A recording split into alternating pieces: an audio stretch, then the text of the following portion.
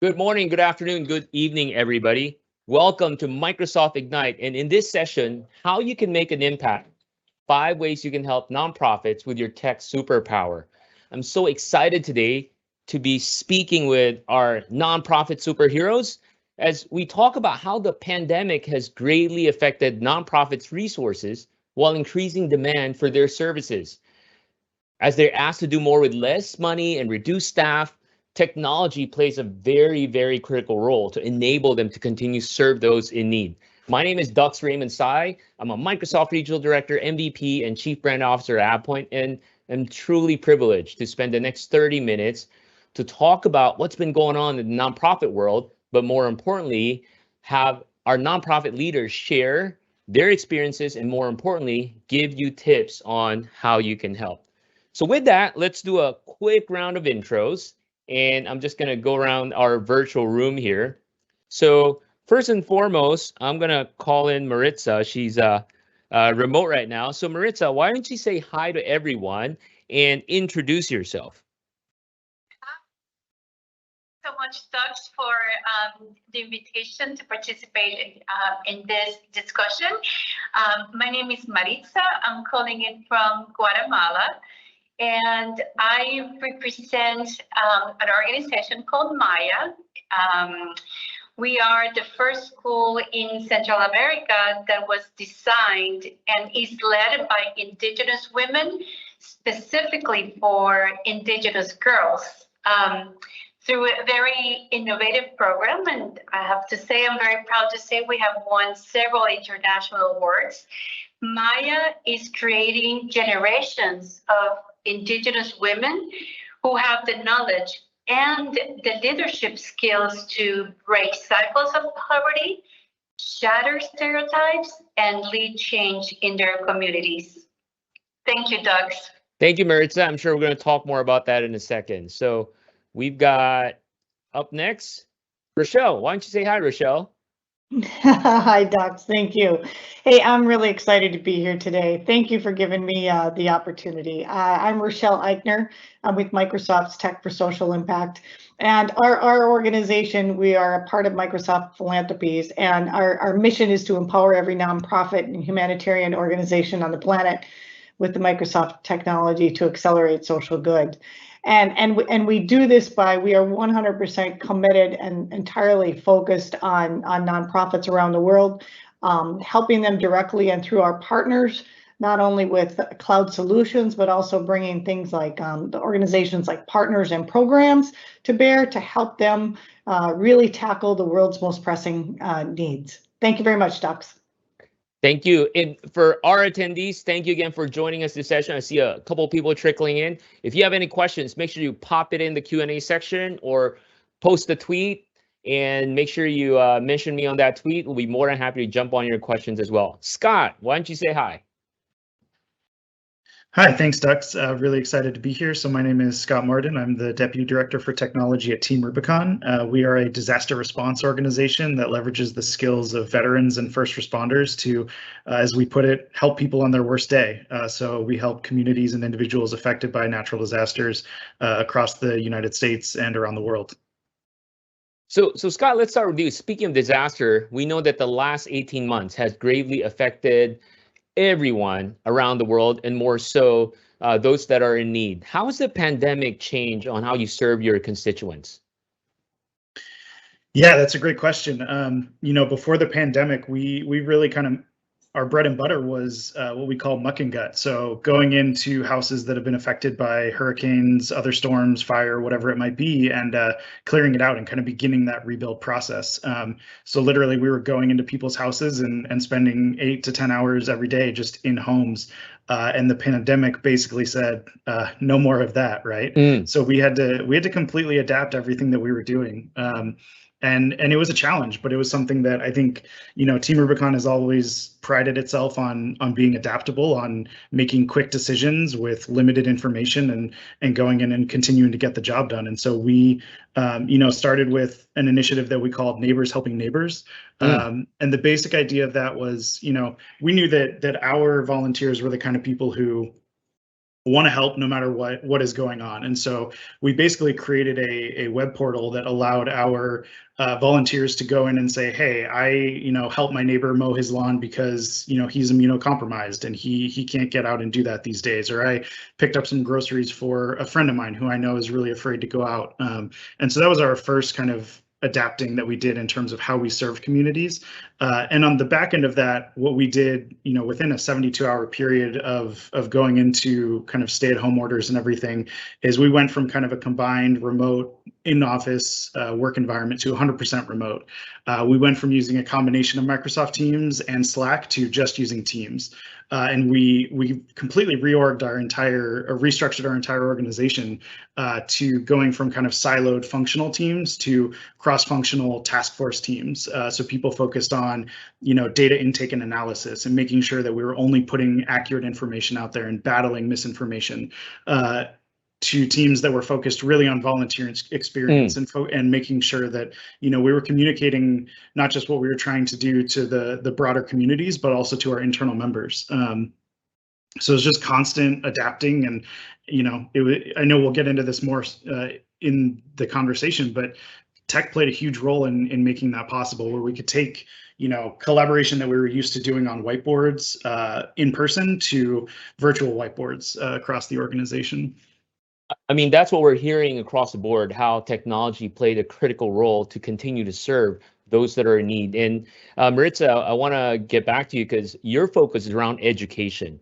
How has the pandemic changed your mission as a nonprofit in serving a lot of your constituents? And I'm sure technology played a very important role as well, right, Maritza? So, like the rest of the world, and the vast majority of the schools around the world, the pandemic changed everything. It disrupted everything. And it added another level of complexity to our work that is very complex already. So to give you a little bit more context, where we work is in the rural area of Guatemala. So we are talking about a rural area, a very poor area. We're working with indigenous girls whom are not expected to get an education. Only 10% of indigenous girls complete high school. And our students live below the poverty line. And during the pandemic, many of them, of those families, fell into extreme poverty.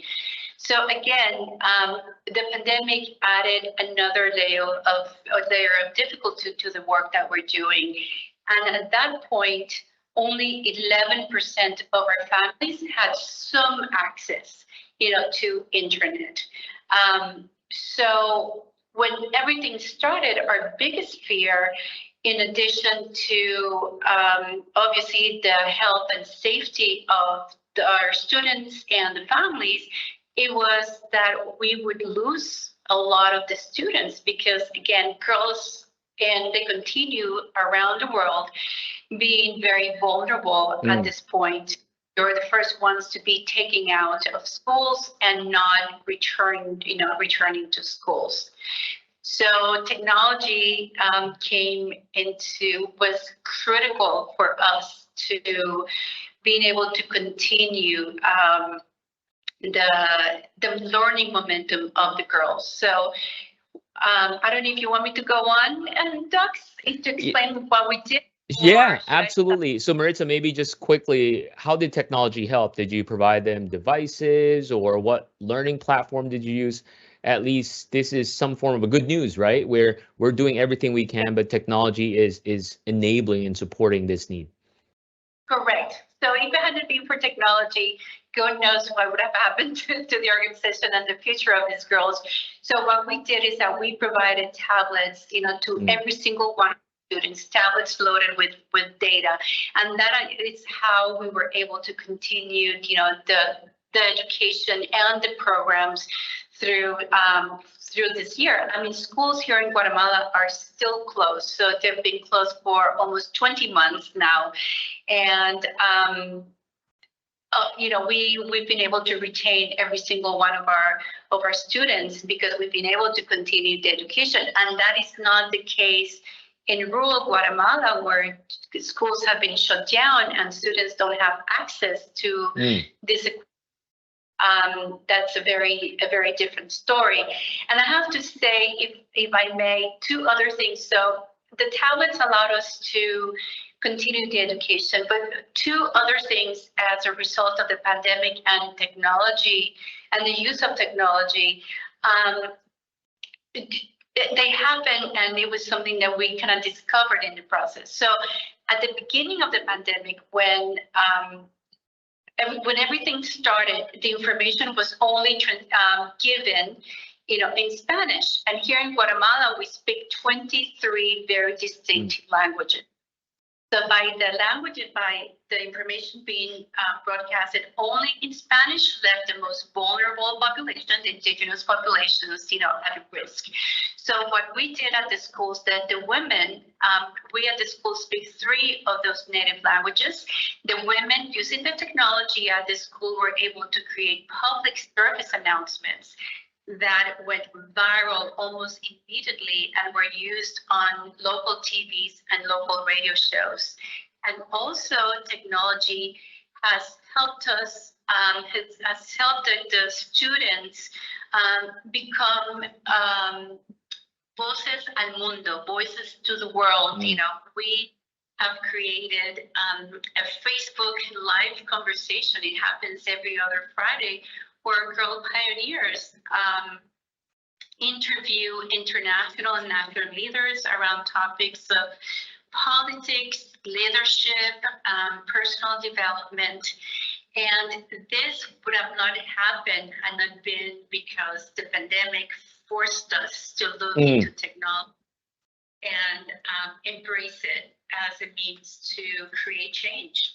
Awesome. That's a phenomenal story. So Rochelle, speaking of technology, right? So as Maritza described, especially in regions like Guatemala, where internet access may be limited or access to devices and technology may be limited, what has Microsoft done in the last 18 months or continuing to do or expanded on to help provide these technology to help further the mission of education, or what Team Rubicon is doing, volunteer work in disaster areas? Absolutely. Thanks, Dux. It's interesting when the pandemic hit, we literally, the Tech for Social Impact team, shifted completely to, how do we help organizations adopt the technology to continue to advance the missions that they serve, right? And a lot of it was focused on, teams, communication, collaboration, as well as security, right? I mean, you have to have a secure environment when people go home, work from home. And so when you talk about, things like remote locations and having access to devices, the other thing that we do is we've developed something called the Microsoft Cloud for Nonprofits. And what that does is it's cloud capabilities, focused around applications and solutions that are critical to this sector. And so if I take that and I take things like, volunteer management and things like that, volunteer engagement, those types of applications, and then I say, how do I continue to use those applications in an environment where I do have limited bandwidth and no longer can people go to the office?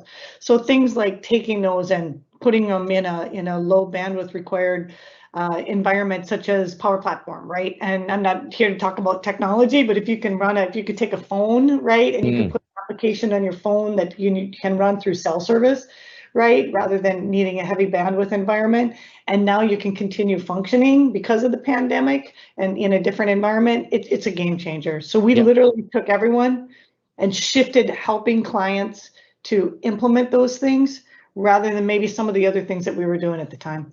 And that's an important point, right? Like, certainly the cloud is very scalable, it's very powerful, but if we're not connected to the cloud, defeats the purpose.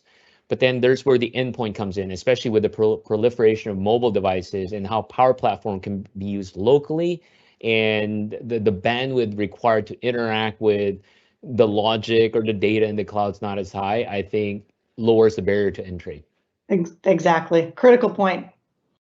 And the other work that I know Microsoft has been doing is the Airband initiative. So perhaps you want to talk quickly about Airband. I know we have some listeners here from different parts of the world. We've got a couple of questions. I'm going to jump right into it in a second. But yeah, Rochelle, maybe you want to speak about Airband as well.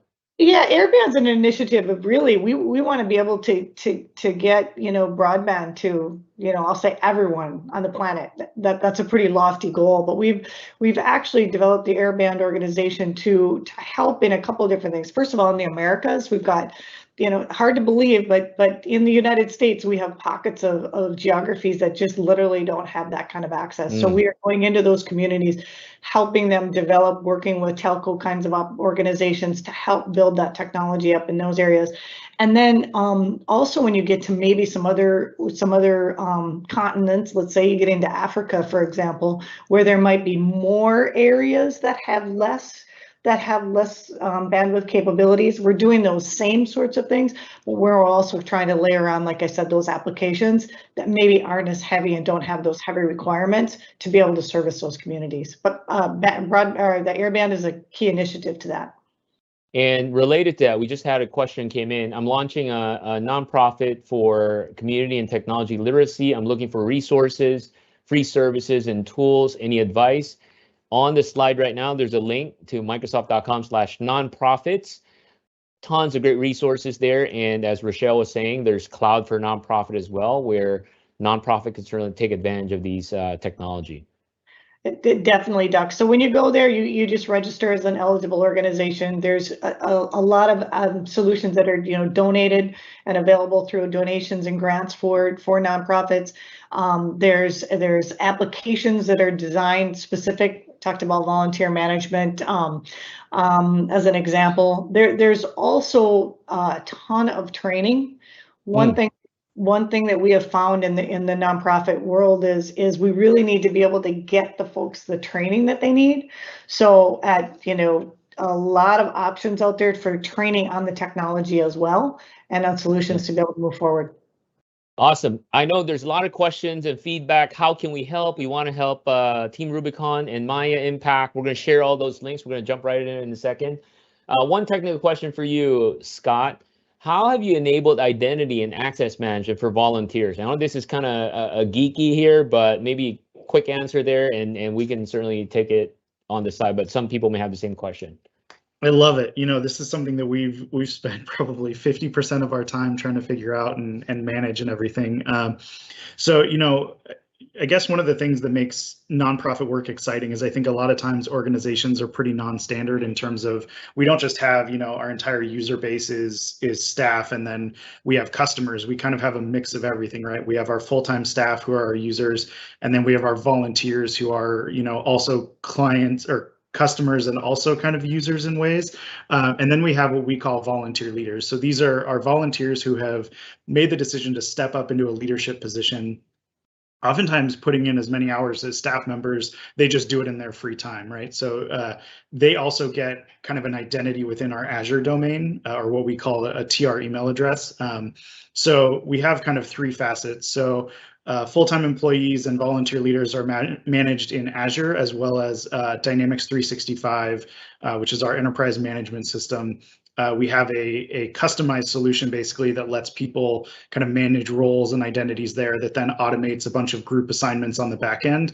And then for our volunteers themselves who have an identity within our customer service portal, or our roll call portal, as we call it. You can check it out at rollcall.teamrubiconusa.org. That is managed through Azure B2C. And the reason we went with that is because we also have to manage their identity in our LMS, which is Cornerstone On Demand. And so that lets us kind of manage across multiple platforms all in one space and manage the SSO between the different systems. So it's a big moving piece and it's constantly changing. But Microsoft, we started a partnership with Microsoft coming up on 4 years ago now. Rochelle knows because she was there at the beginning. She's a gray shirt. She's been out to the field with us. And Microsoft has given us some fantastic tools to be able to continuously adapt and continuously improve our systems. it can't be understated the fact that we had to kind of completely restructure the organization and also restructure a lot of our data model and our processes at the beginning of the pandemic. If we were doing things the way we were 4 years ago, that wouldn't have been possible. But because we were in Dynamics, because we were in Azure, we had the ability to just constantly change, constantly iterate, tear down, rebuild, and get it to a really fantastic place. So I hope that answers your question. And I know I expanded on it a bit there, but identity management is a constant challenge, but we've done some really cool things with our in-house team. And I'm sure Scott will be open to connect with you on that. Hit him up on LinkedIn, and certainly I'm sure y'all can share good knowledge. So look, a lot of great conversations, but I want to make sure we hit on the 5 ways we can help. So I want to pivot back to Maritza. The first way where you can help is definitely donate. I know a lot of you are asking how you can help, how you can support. So Maritza, maybe you want to talk about if people donate to Maya Impact. We'll share the link in the Q&A. What are they donating to and how are they helping the organization? Well, they would be supporting, the vision of Maya, which is, to create transformational change through the education of girls.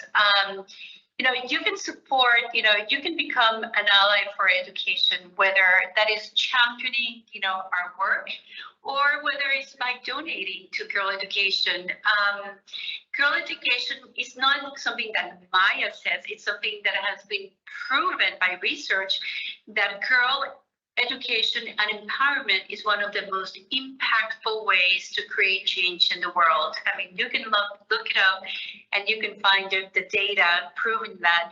So you invest in girl education, you are investing in transforming the world. And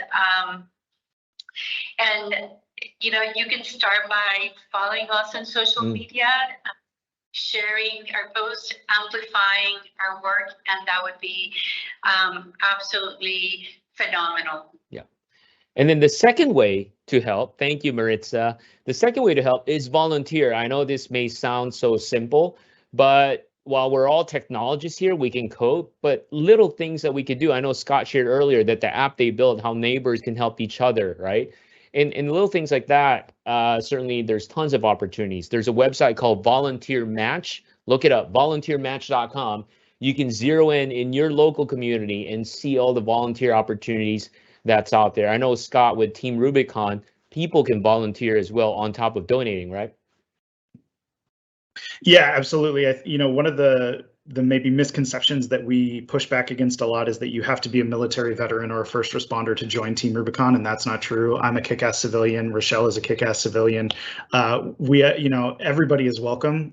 You can sign up at teamrubiconusa.org, or like I said, rollcall.teamrubiconusa.org, and join us. The sooner you sign up, the sooner you can get out in the field. We have some basic, trainings you have to go through and things like that. But once you're ready to go, the opportunities just start pouring in. So yeah, please join us. And my fundraising team would also want me to say that you can go to teamrubiconusa.org/give if you prefer to support from your chair. And if I can throw one other thing, Dux, if that's okay, I've seen a few people put this in the chat. We want to have conversations with you, especially on the tech team. We want to talk to people who are, senior engineers, senior architects. You guys have a wealth of knowledge and experience that we would love to learn from. We've partnered with Microsoft engineers through their hackathons to start implementing AI and machine learning. We're always looking for opportunities to help our really small team do as much as possible and gain as much knowledge and experience from the tech world as possible. Yeah. So please reach out on LinkedIn or social media. Would love to chat with you. And Scott hit on the third and fourth way, right? Is connect. I know a lot of volunteer organizations out there are shorter resources, but the more you can connect folks and help educate, that will be very critical. So a good example, I want to go back to Maritza, is maybe a year ago now, I had the opportunity to connect one of my MVP colleagues in Guatemala, Oscar. And Oscar since then has connected with Maritza. They've done great work, and Oscar's organization is helping educate and also provide internship opportunities, right, Maritza? Exactly right. Something that started as a conversation has become like an incredible and powerful partnership between Ally Global and Maya. And Oscar and I are determined to change the world through, education, empowerment, and connecting them, these, powerful women to opportunities. Absolutely. And then from an educational perspective, Microsoft, through Rochelle's organization, constantly gives out trainings and learnings dedicated to nonprofit organizations, or even on a broad scale. I understand, Rochelle, you have a webinar coming up as well for nonprofits on how they can work closely with Microsoft TSI. Absolutely. And Dux, I don't know if you can go back to that one slide, but I would encourage, everyone on this call to go out, and any organization that you volunteer with, any nonprofit that you get connected with in any way, encourage them to go out to that link. That link talks to them about, hey, what are the technologies that we're going to use? How can I find training? Where is that? When is that webinar that I can get on where I can learn how I can get an application to manage volunteers? And I get that application at little or no cost, and then I can implement it across. And it doesn't matter how big you are. It could be a 10-person nonprofit. We're fine. There's over 4 million nonprofits that are eligible for our offers. And I'll tell you, if there's an area that we lack, it's getting that word out. Absolutely. 250,000 now. That means there's a lot of white space, a lot of organizations that can still take advantage.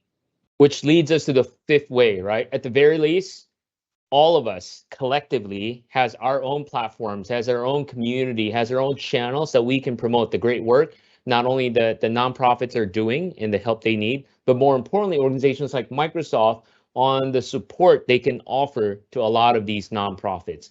So I'm really grateful for this opportunity to spend some time with our nonprofit heroes and share the work that they've been doing in the 5 ways that every single person in this session can help and support. Don't be a stranger. You can look us up online, and this is something near and dear to me. If you have any questions, or if you want to start something in your organization or in your community, hit us all up, and we'd be happy to brainstorm with you, share some ideas, and even better, get you involved right away to help out. So with that, have a phenomenal Microsoft Ignite. And again, thank you everyone for joining us. We look forward to hear from you, and make sure use your tech superpower to help out nonprofits. Take care and have a fantastic day.